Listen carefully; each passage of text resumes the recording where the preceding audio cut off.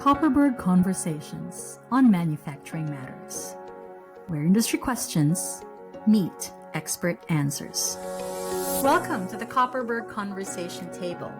Here, we'll dive into the latest insights on manufacturing. So settle in and let's get this conversation going.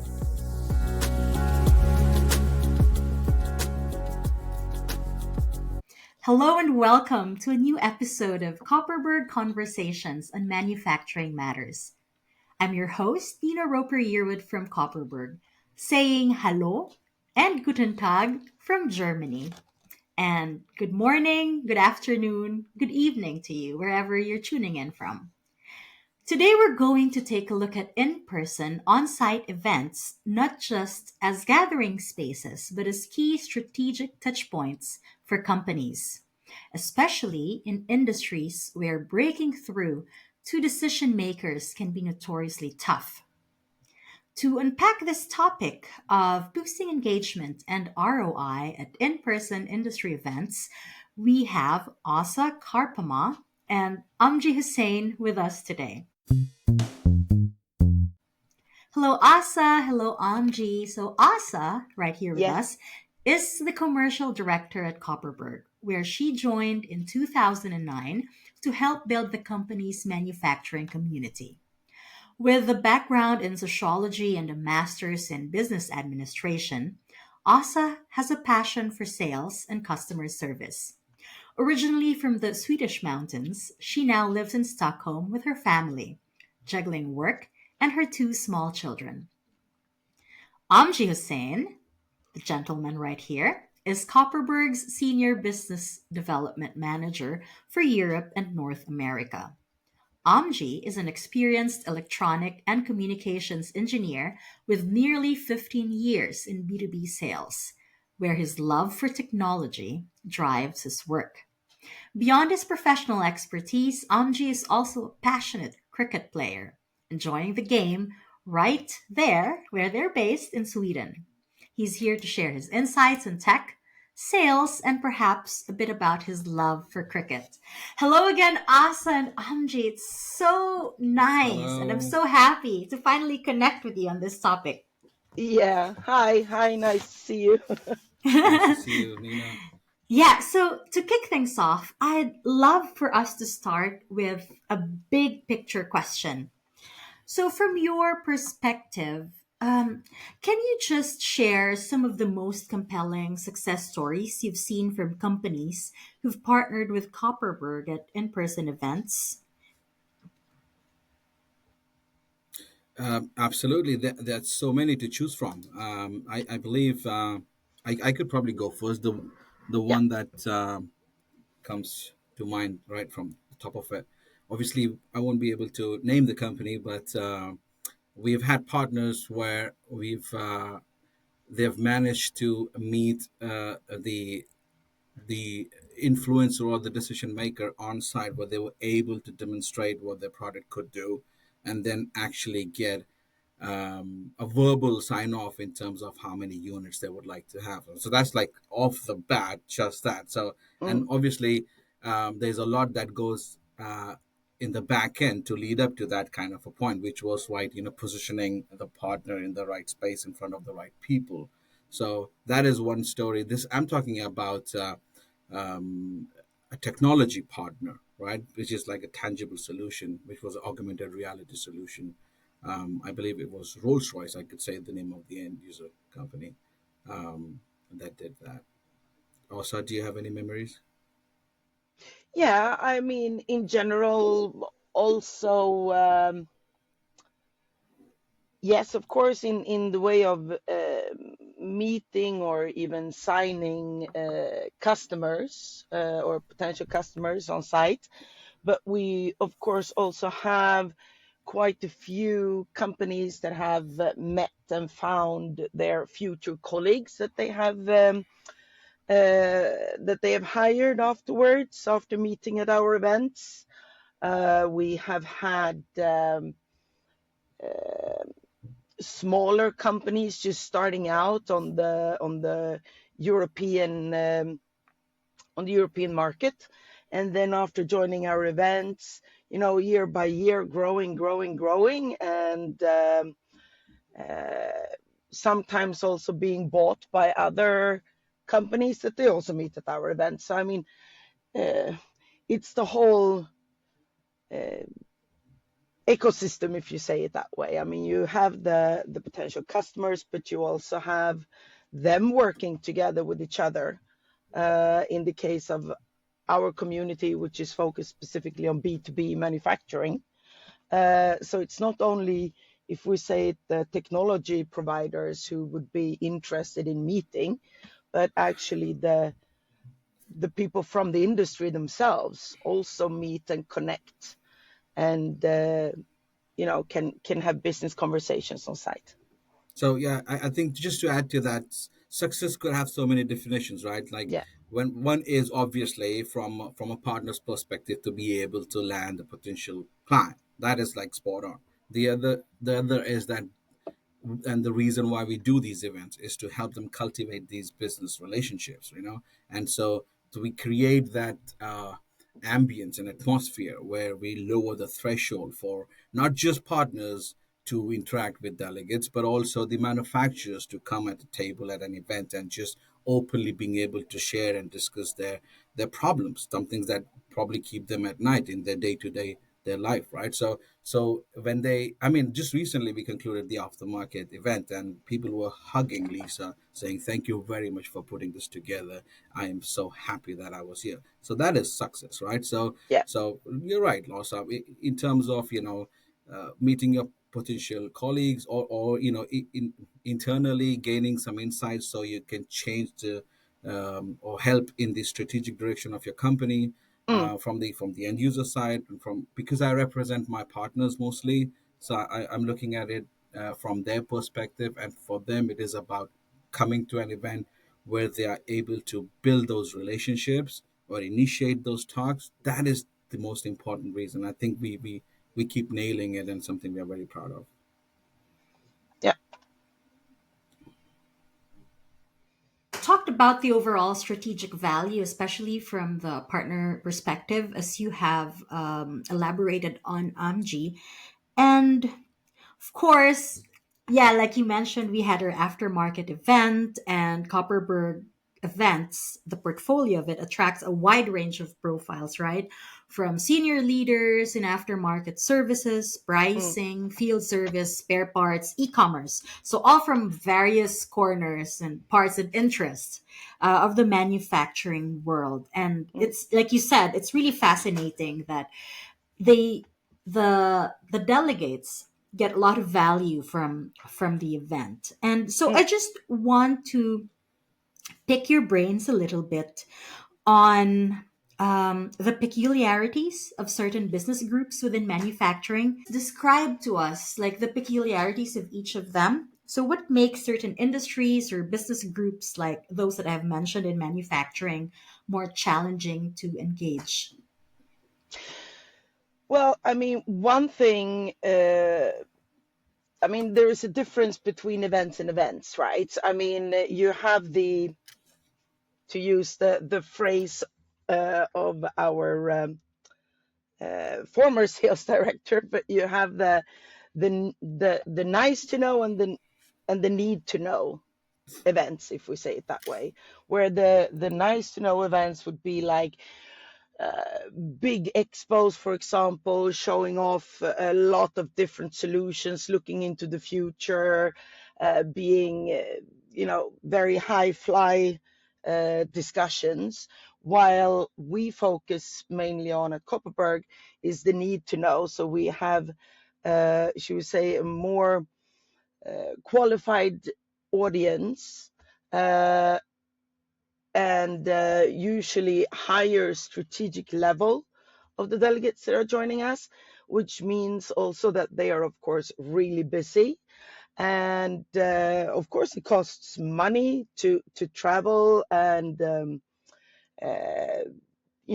but also the time to spend out of the office is really expensive. I mean, this is a real investment.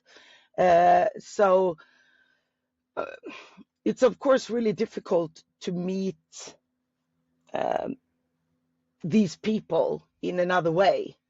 And for a solution provider to try to meet, let's say, 40 or 50 of them, this is going to take a year, if not more. Now, you can meet them all in one place. And I think the key is that they actually see a value in joining. I mean, they are investing time and money to join us because they actually have an issue that is pressing that they need to solve within whatever vertical that we are talking about.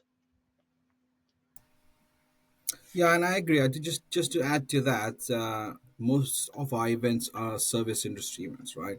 And since these are service leaders, the customer is their top priority, right? And so it is definitely them to bring those guys in for discussion.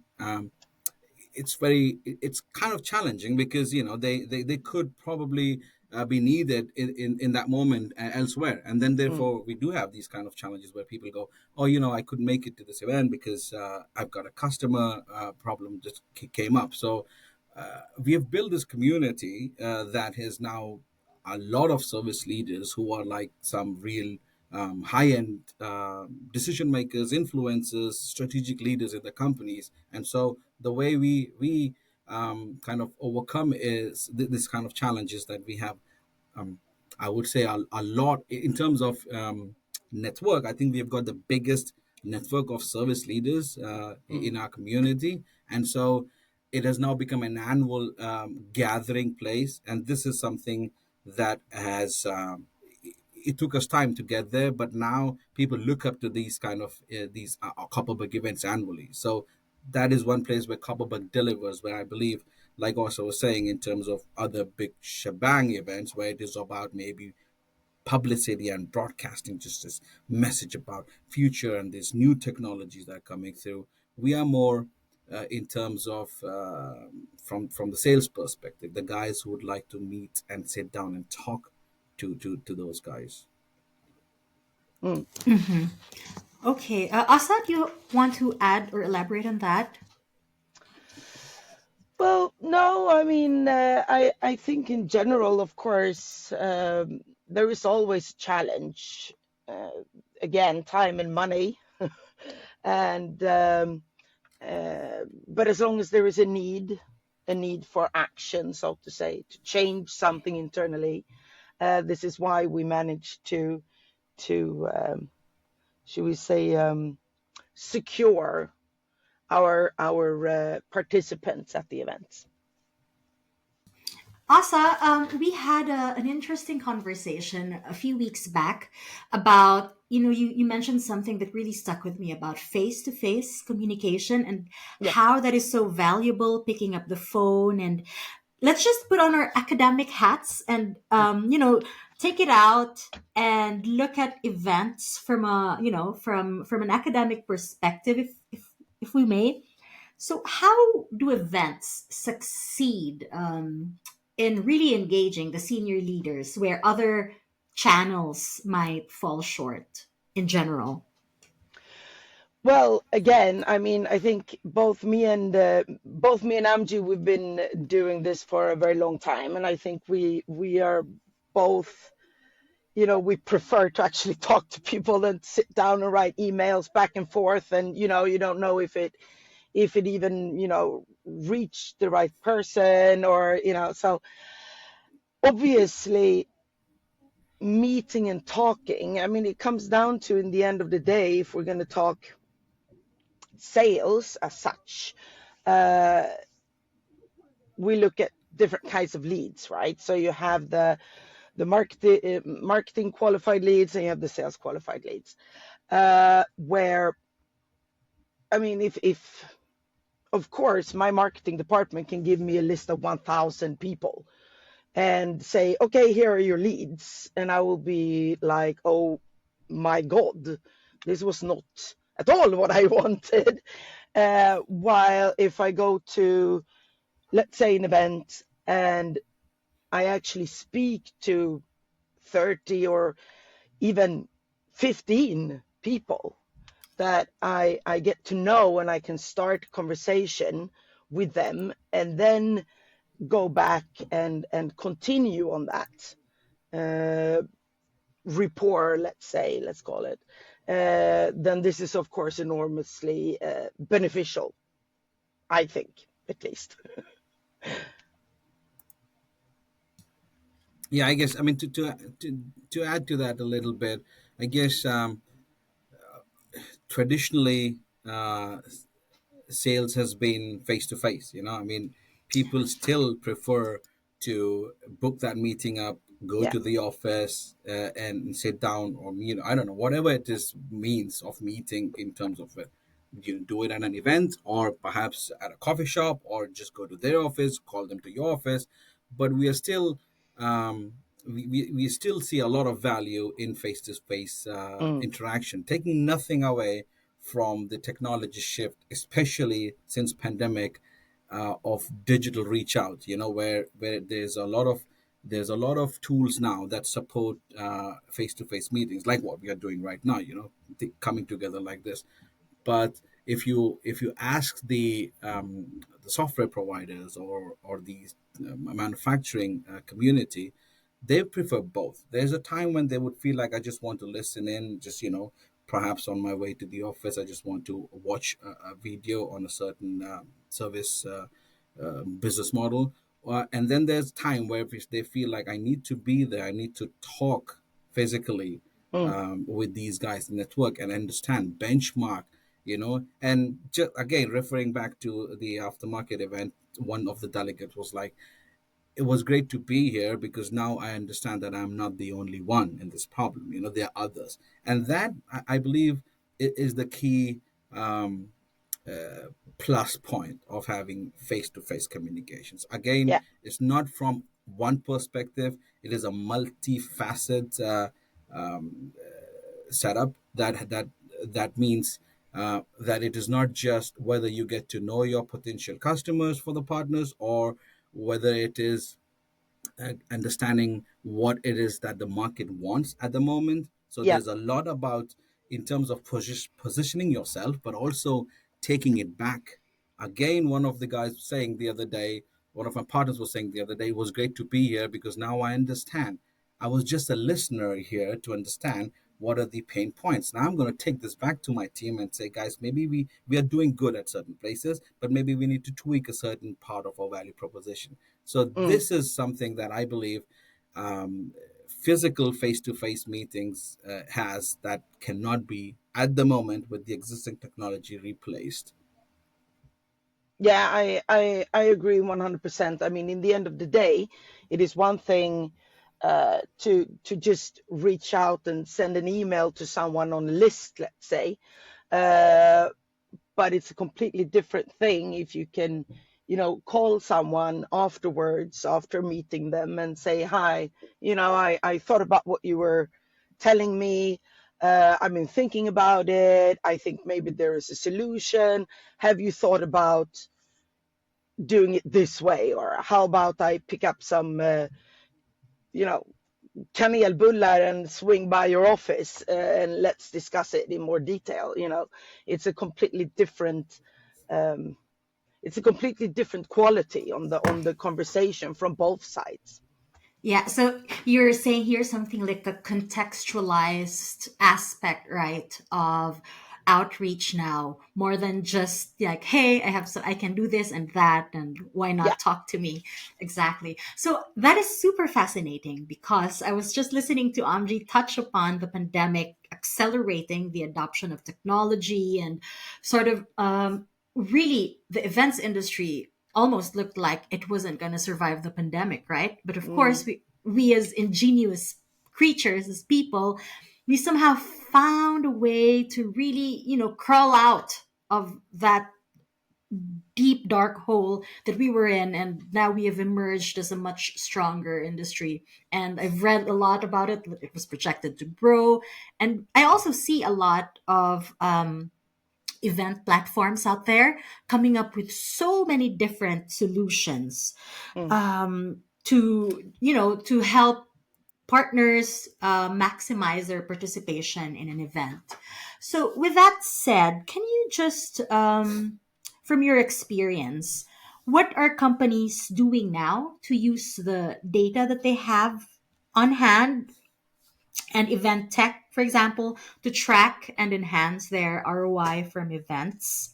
And another question related to that is if you can share with us some standout examples where leveraging data or technology significantly impacted their post event success.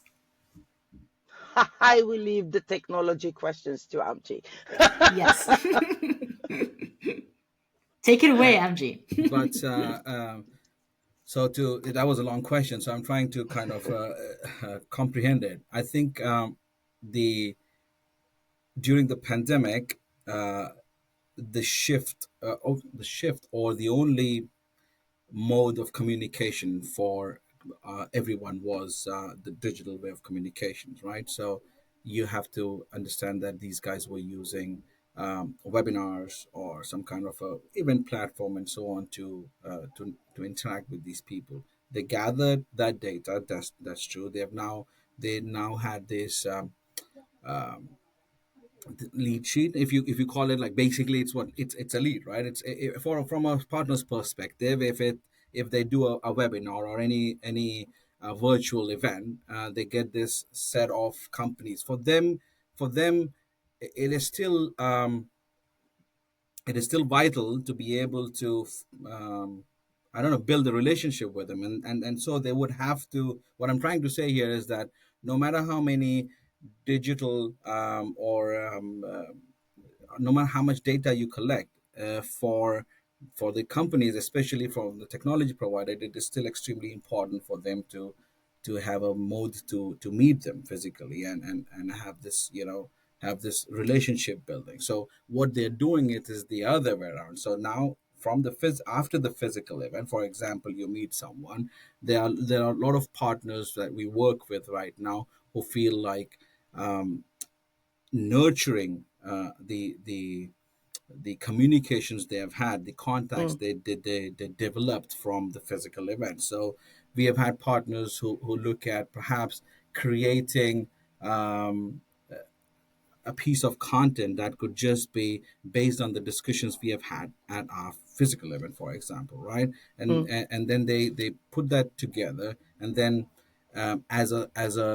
in a nutshell, like a summary of the event. Now they have something to go back to their the people they met and say, here's an additional value added piece of content that would give you an overall perspective of what we were discussing, and we thought these were the key takeaways from this the event. And that is what they are doing. So they're using the digital aspect, which is content creation, or even, doing a video recording and then showcasing this to these guys. We do that as well. Post event, we record some videos, for example. These are very good nutshell short interviews that they are using to touch upon that again.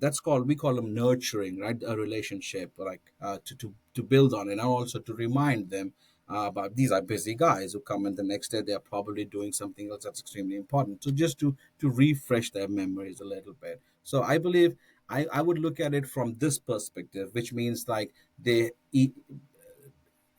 way they are using the relationships they are building from a physical event, and how they are following up with this in the digital way.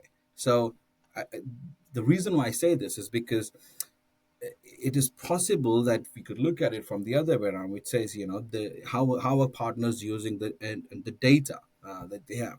But if you look at it from the partner's perspective, they still want to have number one priority is still that discussion, right? That face to face discussion with the partners, and then they are happy to have some kind of follow up with them to keep them informed. That's my take. Also, what do you think? yeah, of course. I mean, in the end of the day, depending again upon what kind of event it is, depending on how many people are going there.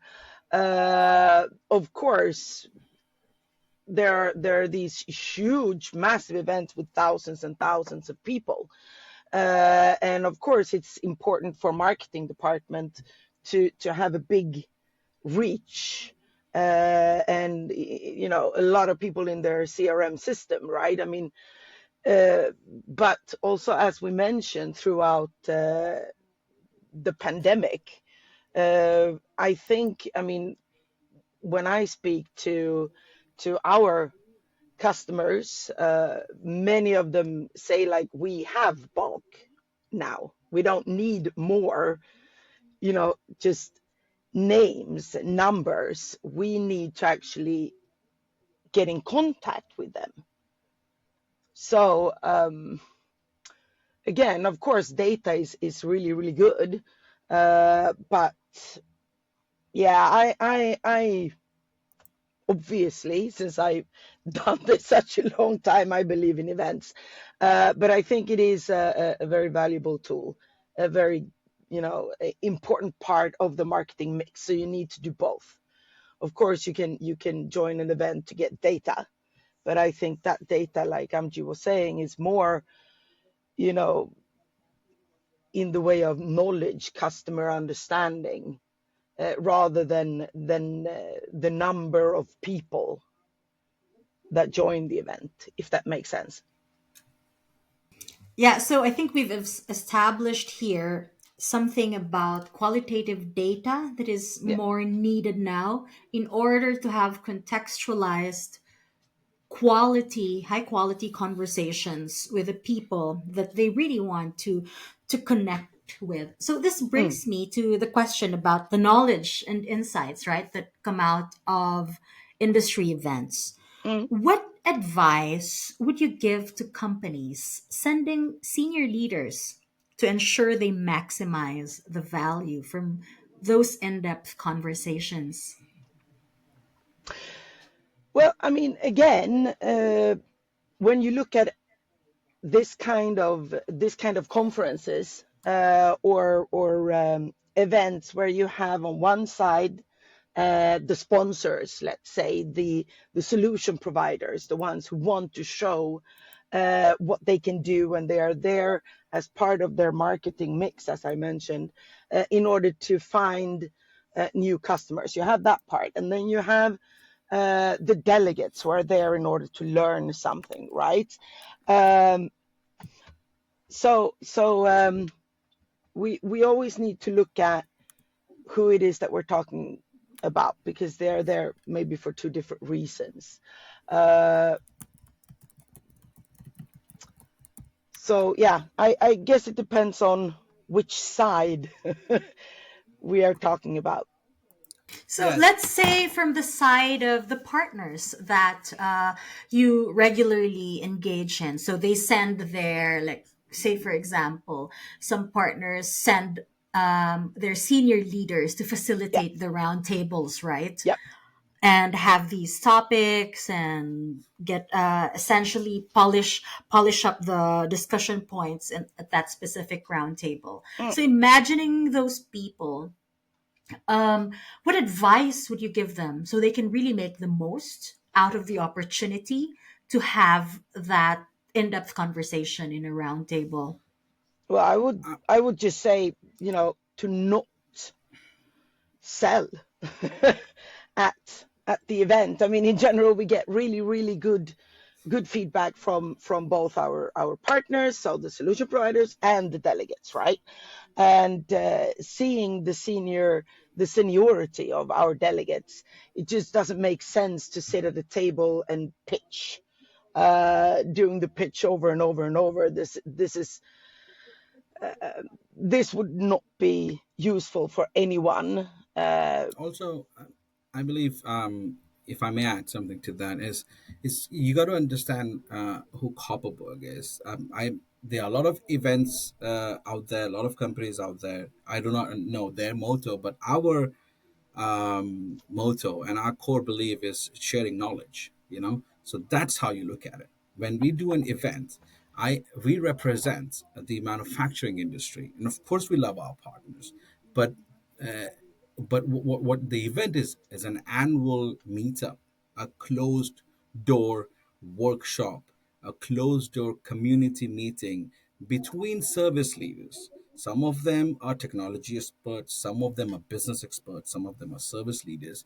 They all come together, look at it from different perspectives, right? And so so my advice to our partners is always this, like, you come there as part of the community, and in that, your role is, as a technology company, your role is to see where is the current what's the current status of this particular industry, what is lacking, how can you add value, and you can do that by listening to the customers. And then, as I said before, sometimes you already have nailed something and you just need to educate the market about it. Again, this is the same platform for you to do it. The idea where we look at it from a perspective of creating an ambience that is so light and easy for everybody to just communicate. So the technology partners who join us, they are not there to sell their solutions. They are there to share their knowledge, hear from the company. So just like an end user, our partner is also there to benchmark, to Mm, learn, and share the knowledge. And that is why our partners love us as well, because in doing so, you are automatically positioning yourself as a unique seller in a certain aspect, right? If it's a field service technology company or a supply chain management company, or inventory management company. So, and because these are all, you got to understand, these partners are also very top end guys, so they understand how to what how to get the best out of a physical event. Nobody these days come there and start selling. That's old school, I guess. Yeah, and so they come there as consultants. It's now uh, you understand about this, how these technology companies are talking about being a partner of the manufacturer and not a solution provider. So they are trying to be there. That's like a listening ear to understand what the challenges are, mm, and to see how, and they're also very open to share their stories from their customers and what they have been doing and the challenges the customer faced and so on. So that's how we look at it, and this is what we tell our technology partners: come to this mm. event, just have fun. Just have fun because it's your event, your community event. You belong to this industry, and just be there, learn, share, and enjoy. And network and just build on relationships. Yeah, and I also think, I mean, especially if I speak to a new partner, a new sponsor who's joining us for the first time, uh, you need to look at who is at the event, because it also differs. Who should you send to different events? If you go to an expo, for example, you might want to send someone who's very chatty and nice and social, and stand and talk and laugh with a lot of different people, or do demos or whatever it is. Uh, while at the Copperberg events, you need to send someone who's matching the level, the seniority, and the competence and the expertise of the people who are actually in the room.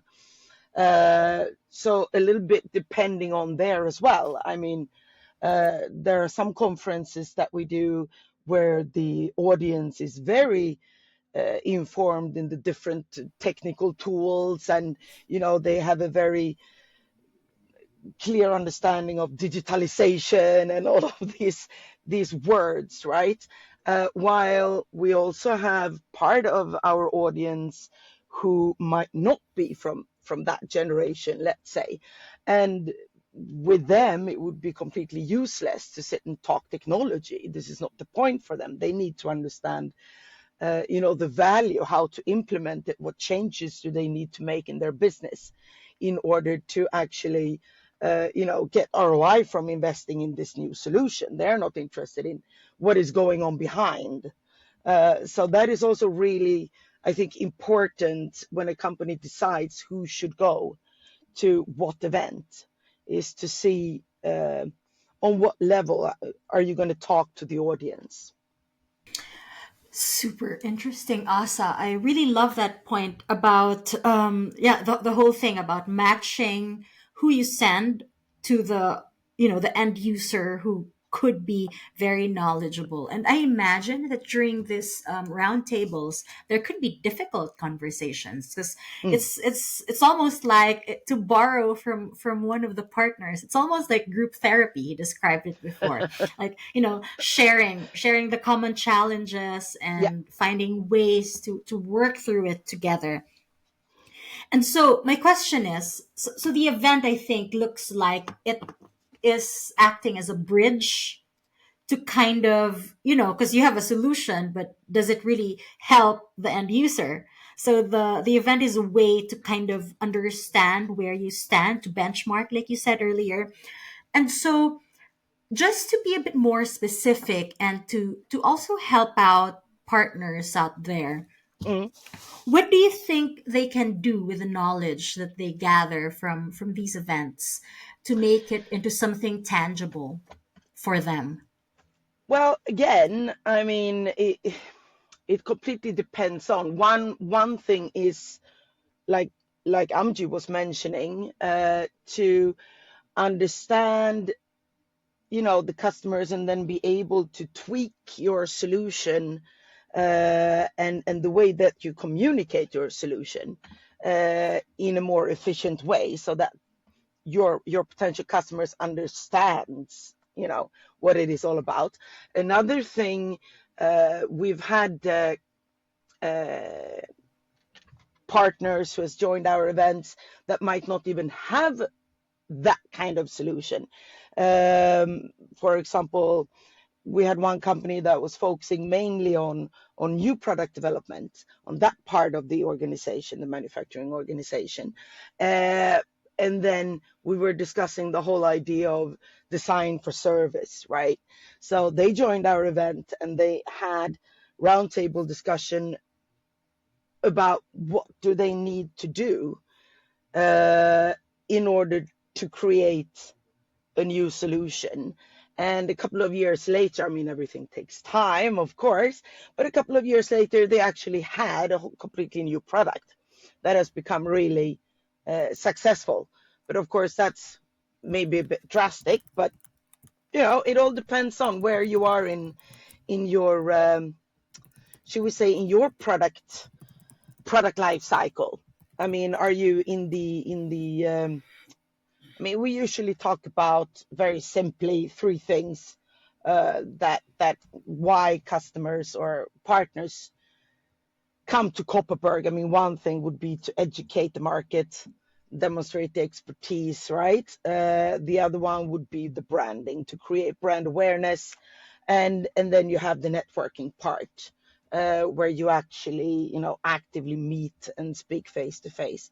So it all depends on where you are in your product life cycle, and in what stage, where are you going to put your top priorities for the year, if we say it that way. Okay. So as we begin to wrap up, because well, time just flew talking about this. I just also want to ask you, just to give us a picture of event partner expectations. What's changing? So, what are companies demanding now from event organizers to ensure that their participation is worth the investment? Again, I mean, it's about what is ROI, what is it that you are measuring. Again, this can differ depending on if you speak to the marketing department or if you're talking to the sales department, right? I mean, you're being measured in different ways, but in the end of the day, of course, ROI would be money, right? Do you get customers?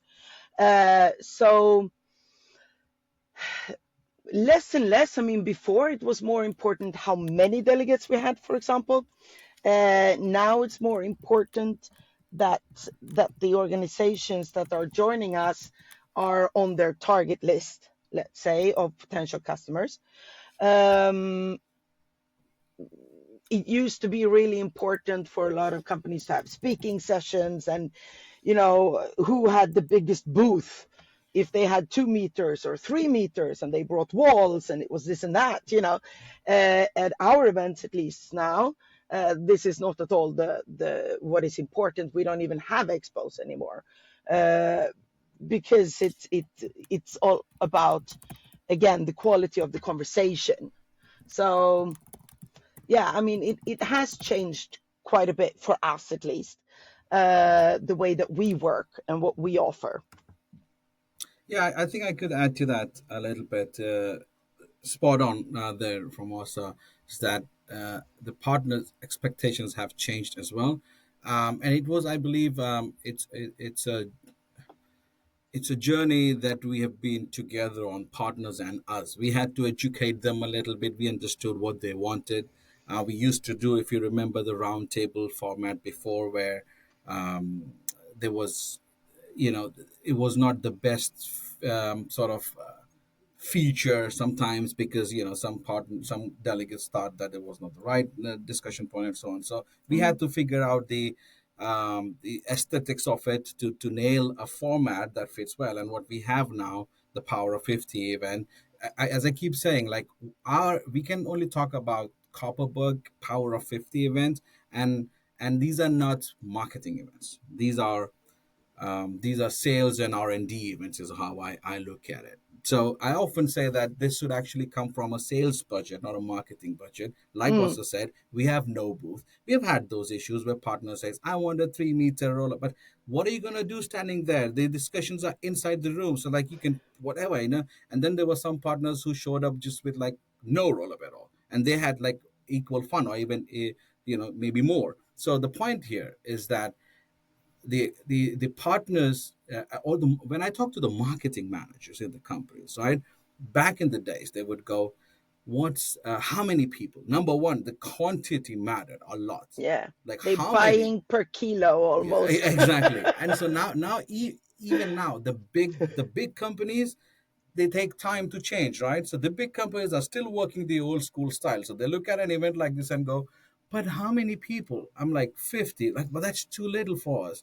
Right. Mm. Because that's not their style, right? It doesn't mean that the event is bad, or they are wrong. It's just that different horses for courses, right? It's not their cup of tea, because they're, if you think about the global brands, without name dropping, the global brands, they probably would just sponsor the airport, or maybe host the biggest trade show in the world in Yeah. Dubai, but would not probably.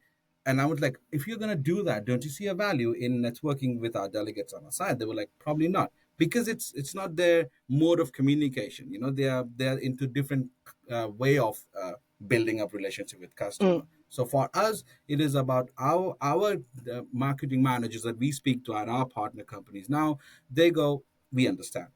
The most important thing, as also said, is like, are our accounts present there? So they Mm. look at who has been attending us. Like, these are the kind of companies we would like to network with Yeah. talk to them, right? So that is okay. So it's not like the more the merrier. It is the quality of the what I guess what matters more is job title now, meaning like Mm. the seniority of the guys, which is we are a network of senior business leaders. Copperberg has takes a lot of pride in doing so. We don't have backpackers attending the event. We have people who are really senior people. If not the decision maker, they are influencers. They are not users of the systems. They are mostly drivers of the systems. And so they Mm. have a high stake up there. And so I guess what they expect from us is to deliver on the ability to help these companies engage in the discussions with the right people, and we keep doing so. I think post pandemic, Power of 50 is a brand, is a unique brand. I think we should patent it the way Copperberg does it. Yeah. Nobody else does it. We are proud of it, and it is no glitter in terms of big exhibitions areas or nothing fancy. Everything happens in one room. You go in there. Yeah. That's how service leaders like it. That's how our partners like it. That's how we like it. Mm.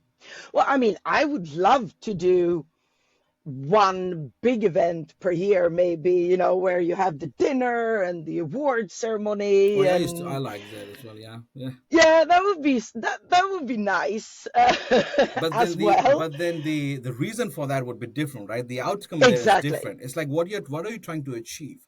This Yeah. is a different output. I just keep saying, This is for sales. That would be probably for marketing, kind of, right? Which is like Yeah. broadcasting, and also maybe brand awareness and building the Mm. brand value, where you want to um, showcase the power of your brand, I believe, right? I mean, do you Yeah. remember also when people like, oh, if you do this event, we will do it with a keynote, otherwise we won't do it Yeah. because, well, otherwise we look too small, you know? Yeah, or otherwise we don't get our message across Yeah. because they didn't manage to speak to enough people, so they had to speak in front of everyone. Otherwise, they didn't feel that they were being heard, which is not at all a problem. If we say it that way, it's not at all the issue now. The companies who wants to speak at our events now, actually, who invests extra to be on stage, I mean, very often has something new that they maybe want to tell about, or they're doing a rebranding, or they've done some research that they want to share with everyone. Uh, but to just stand there and talk about your solution, it doesn't give value to anyone. I always thought, obviously, that Copperberg were making great events, uh, being here since 2009. But yeah, I agree with Amjy. The power of 50 concept does create a different atmosphere. I mean, we always had a great community and people really enjoyed coming to our events. And they've always been like, thank you so much, and hugging, and, when they're leaving. But yeah, the conversation, the quality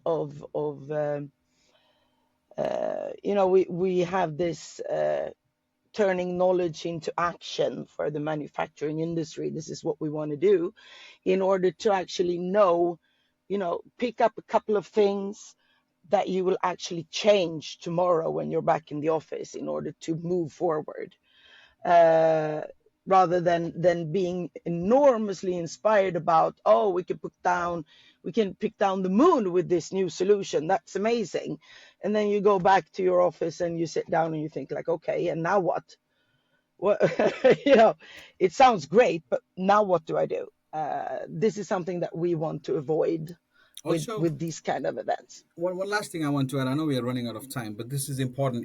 If ever any marketing managers are listening to this in future from our technology side, is that Copperberg has seen the evolution at our events, the Yeah. evolution of e-commerce, field service, pricing, and now the late IoT was a IoT. huge thing. Yeah, and now sustainability.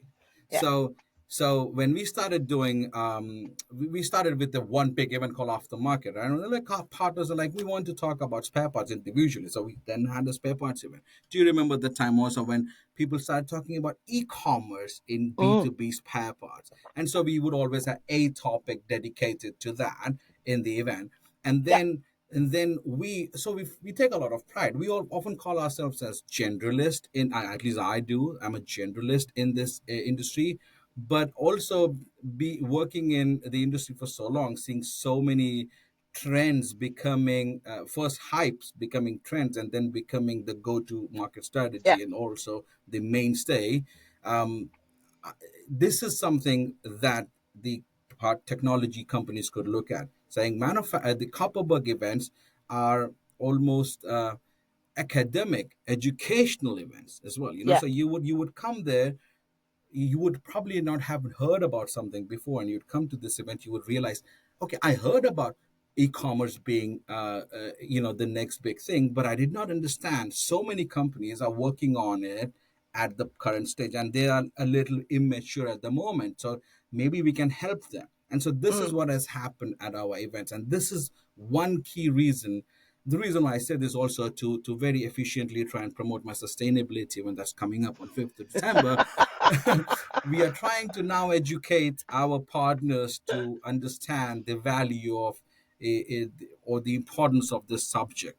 It is not about you suddenly. I don't expect a field service technology provider to turn into a sustainability solution provider, but I expect them to understand that this is something for service guys. This is important because they are now mandated to work on this, and so they should be there to learn, as I keep saying, to educate themselves, and then perhaps Yeah. you have something with you already that you can help them with, or maybe you need to tweak your offering a little bit and then you can help them with. But be a part of this journey. So Mm, Copperberg, one of the big takeaways for our partners at from our events is they become part of a journey that they feel they are, but when they attend the event they realize, I didn't know that sustainability is such an important topic for these guys, and like there is so much that's happening. We thought it's a buzzword, you know.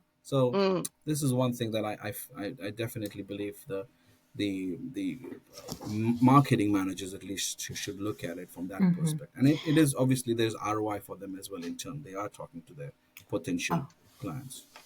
fantastic. Okay, one final question. As you know, event industry veterans, let's just zoom out a little bit and give it an academic approach again. When it comes to measuring success, and I know yeah. Asa mentioned leads per kilo before, and the difference of that with tweaking your value proposition and all of that. So, Mm. what realistic benchmarks or KPIs should solution providers be tracking to assess whether the event delivered? Oi. Oh, there are Well, I many mean, actually. Uh, yeah, quite a lot. I mean, anyone. Amjy mentioned, for example, that we've had a couple of times companies that have even signed the papers on site with a new customer. I mean, this is not realistically not going to happen like that at our events, because Copperberg community. I mean, very large global manufacturing organizations, it's not going to go that fast, right? So sometimes it might take years to see that kind of ROI, if we say it that way, because the timeline of the deal is very very long, let's say. But yeah, if you manage to meet your potential customers on site, but you also have the need to meet customers that you're already, that you already have. So it's really difficult, I would say. Amjad, I what do you think? Yeah, I mean, I would actually say, to counter that, I would say, what are the KPIs partners should not measure as well? For example, I call them next year and they go, well, if you didn't close any business from the leads, like also was saying, well, it's not. That's unfortunately that's not up to me. That's up to you. My job is you got to check me, or you got my KPI should be: did I deliver the right quality of the audience? Were these people senior service leaders, for example, Mm, as I promised you I would deliver? Were they were they talking about the right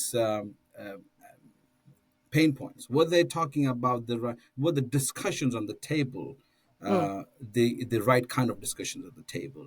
Did yeah, you have interaction on site with everybody? I mean, as simple as that, right? You look at a contract that I sign up with someone, and so you should look at my contract and you go, okay, so you say you'll give me delegate list at the end of the event, and you will say you would give me networking time. You would say you would give me A, B, and C, and then I deliver on the deliverables. That is my KPI, right? And to expect to come back and go, well, I did not close any business. I don't think the event was so good for me last time. I think, as I keep saying, the follow up is equally important. You know, we give you a platform, we lower the threshold for you so you can openly, without having to meet them in their office, where they know you're going to pitch them. And so there's a little bit of, as my mentor and guru would say, Guru and candidate would say, having the guard up. Here, the guard is low. Relax, enjoy. They're having fun. They're mm, discussing, and so you can leverage that in terms of trying to position yourself, as a thought leader in this area. So my KPI, I often say to my clients, judge me on, let's first of all we set the expectations, which is what should you expect from this event? You should expect not more than 45 people, right? So I will never say power of 50 event to be 100 people, right? Because it doesn't, the format is not supporting that. So it would be that. It would be whether there was there was enough time for you to network with the delegates. Yes, there is. And at the end of the day, I would say, how did you feel? Like at the end of the day, if the partners feel like, I'm so happy, then that's a good, that so the happy factor. You don't know, when you enter a shop these days, when you buy and you're leaving, there's this little pedestal that says how happy were you, like smiley and sad face and so on, right? And so when our partners leave, they're really happy. They say bye bye, see you next year. Almost everybody says that and they leave. Yeah. So that Well, is how in you should general, we measure it, I have. guess. Yeah, I mean, in general, we have very very loyal partners. I mean, at Copperberg, so we obviously do something right. They do get ROI, otherwise they wouldn't come back to us. And of course, I'm going to say that to just join once, of course it's valuable still, but of course we see that the customers, like the partners who are coming back year after year, I mean, they get more and more ROI almost, uh, being continuous, That is working with def us, and especially also with because then you start seeing the fruit from the person you met 5 years ago, let's say. Uh, Also, a lot of the partners that we work with uh, are doing more than just our events in order to be, to have um, an ongoing conversation with their potential customers throughout the year, not just a one-time yeah. splash. If the delegates know who you are already beforehand, through a case study, or something like this, or afterwards, like Amjy said, we're doing an interview and then go out with this towards our community.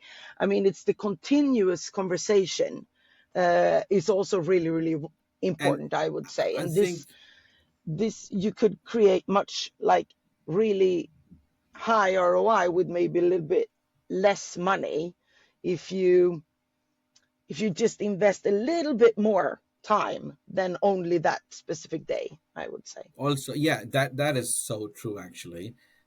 So it's about um, a day before, for example, we have social networking, delegates show up there. Like, are you gonna, some of the partners are there, and like, are you taking some of these guys out for dinner? It's like, Mm. oh, I didn't think about it. That's like a opportunity missed, right? So like, Some you of have an them don't opportunity. even show up. We stand there with all these people, right? Yeah, yeah, And absolutely. they fly, and then the partner flies in the morning and then leaves before the event is over, and it's like, what, Yeah, you I know? mean, I know you said, Nina, about a sort of an academic view, but I want to say from a copper books perspective only, because we are like that company that designs tailored suits, that designs hand, like a Maybach, for example, that will design your car for you, but that's a luxurious car, right? And so our team being on site, we take personal interest in following our partners. We are a small team like that, but we take so much personal interest. I don't know how many out there. I'm pretty sure others do that as well. So that is also one thing that is a non-tangible that the Mm, partners get in return, because we remember that we come with this experience of so many years, so we know what would work. And so if we tell our partner, like, I think you should take them out for dinner, because we say this from experience, it really matters. The next day now, you have an advocate on the table when you're discussing something of importance. And the last thing I want to say was that the physical event, the way we do it, has for our manufacturing community and our technology partner, is a is let's say an annual gathering, right? And so So our partners should look at it from that perspective. Like we should, the delegates look at it from a once a year meeting that they look up to, they come to. They should make themselves available to be a part of it. We have another problem actually. We actually have to say no to now partners because we can only get 5 per event, and so we have to say no. So we start planning 2026 now, for example, having sold out everything. So that is one thing that I would like to, let my partners know, or potential partners know about it. Anyone who's been sitting here listening for over an hour to us talking. Exactly, exactly.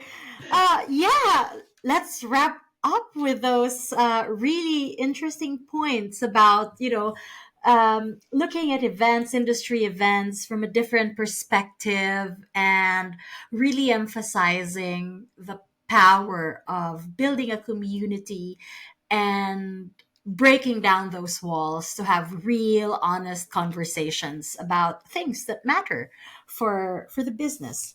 Thank you so much, Asa and Amji, for being with us today. Thank you, Nina, for the opportunity. It was lovely talking about stuff with you. Thanks, Osa, for joining as well. Thank you, Amjit. It was great talking to you too. See you And later. Nina, I hope you have a nice rest of the day as well. Thank you so much for joining us today. If you enjoyed this episode, please like or follow us from wherever you're tuning in from. Got a topic you'd love us to cover next time? Or maybe you're itching to share your own insights as a guest? Drop us a line at podcast@copperberg.com. We'd love to hear from you. This is Copperberg Conversations on Manufacturing Matters. Until next time.